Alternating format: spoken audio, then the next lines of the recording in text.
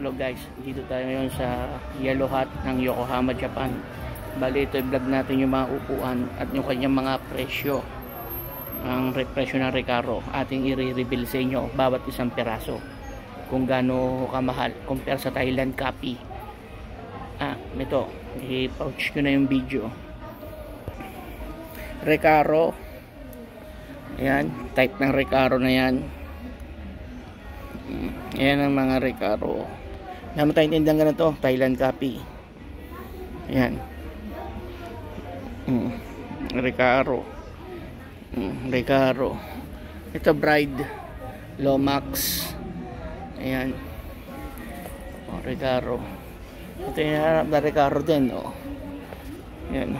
Recaro guys. Recaro. Tapos guys, i-reveal pa natin yung mga gauge nila guys.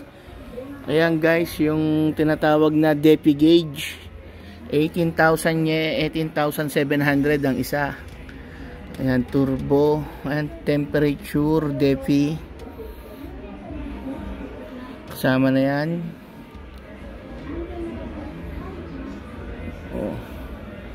Bali ito, merong oil temp.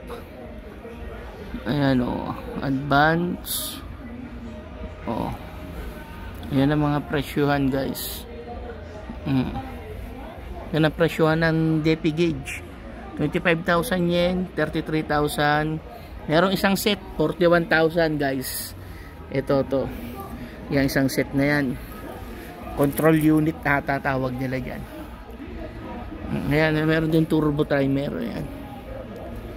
Puro brand new yan guys. Magdadala tayo ng kukuha tayo ng isang nila remembrance natin guys sa DEPI dito sa Japan para makita natin yung mga presyo. Ayan. Ayan. Ayan guys, nakita nyo na guys kung gaano kamahal ng mga pyesa rito sa brand new, diba?